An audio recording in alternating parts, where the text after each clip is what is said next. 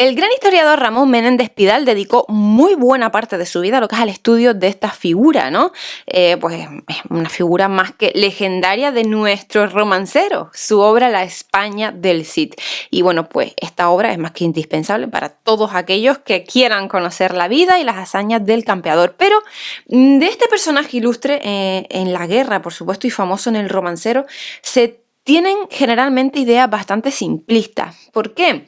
Porque se dice, por ejemplo, que luchó por la España cristiana contra los musulmanes, pues siendo un adalid de la cruz y la fe. Y en los colegios e institutos de enseñanza media se nos enseñaba al Cid como un modelo de guerrero cristiano y casi que nos lo santificaban, ¿no? Y la realidad es muy distinta.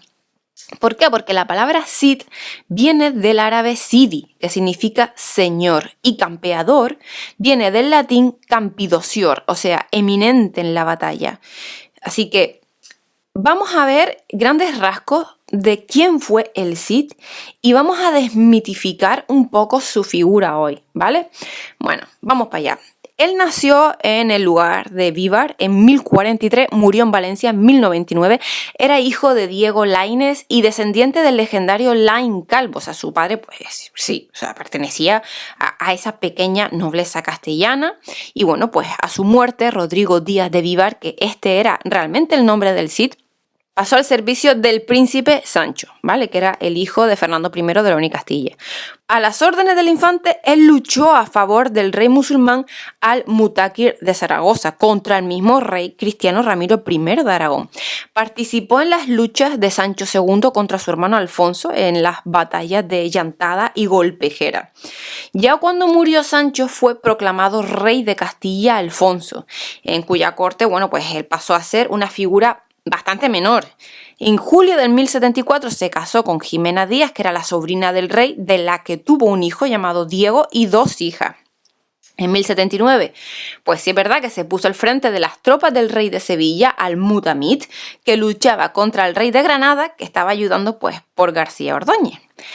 Como se ve y como estoy contando, ¿qué les parece? Ahí cristianos y musulmanes luchaban unos contra otros y otros contra unos sin tener en cuenta sus respectivas religiones. No es como se cuenta de eran castellanos con musulmanes. No, ahí estaban mezclados. Estaban completamente todos mezclados.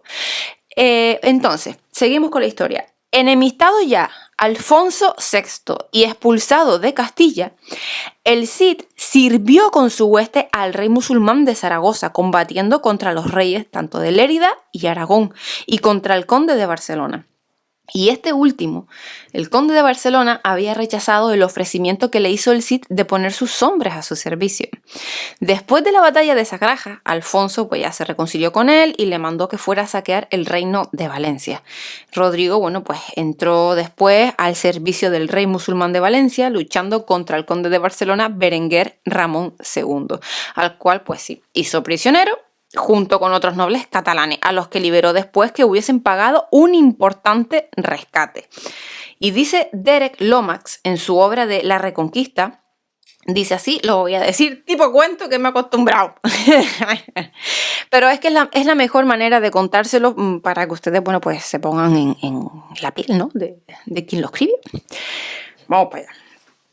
Dice, Rodrigo se dedicó entonces al pillaje por cuenta propia en toda la España mediterránea, exigiendo elevados tributos a los pequeños señoríos e incluso imponiendo cierta autoridad en Valencia e interviniendo en sus conflictos internos.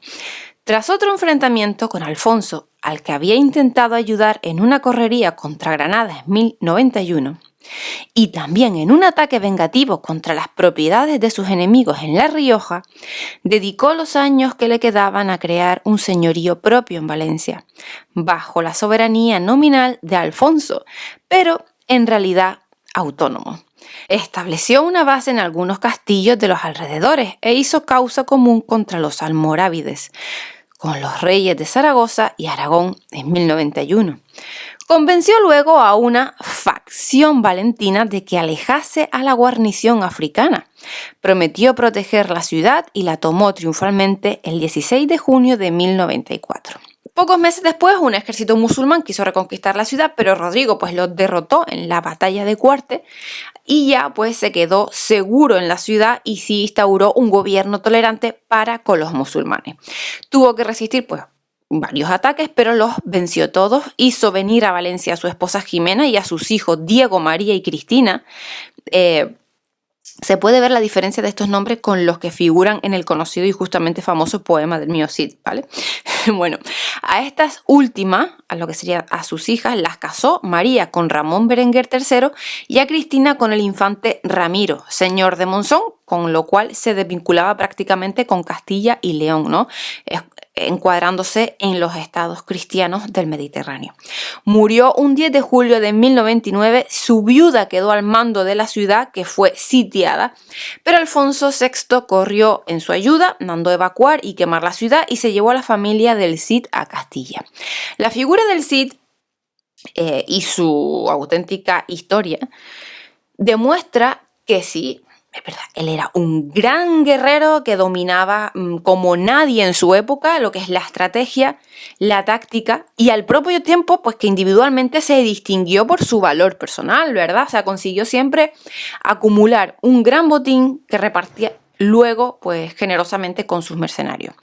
Su figura aparece magnificada en el poema el poema del mío Cid y en el romancero, siendo como el más grande y el más afortunado de los muchos mercenarios cristianos y musulmanes que luchaban para quienes les pagasen bien. Y citando pues otra vez a Lomax, ¿no? Dice así que Rodrigo se apartó de otros cabecillas mercenarios cuando se convirtió en un príncipe independiente. Y en cierto sentido, los reyes de Taifa ya lo habían hecho. Pero no era nada frecuente que un caballero cristiano partiese de cero y se hiciera con un estado independiente, aun cuando también lo harían luego los azagras en Albazarrín y Geraldo el Temerario en Cáceres. Ninguno gobernó una ciudad tan grande como Valencia, ni nadie casó a sus hijas tan favorablemente como él. Bueno, ¿qué opinan? ¿Qué opinan de la historia del mío Cid? Vamos a decirlo por el poema. Pero ¿qué opinan del verdadero mío Cid, del señor Rodrigo? Díganme. Pues nada, espero que les haya gustado. Nos vemos el próximo día. Un saludo. Hasta luego.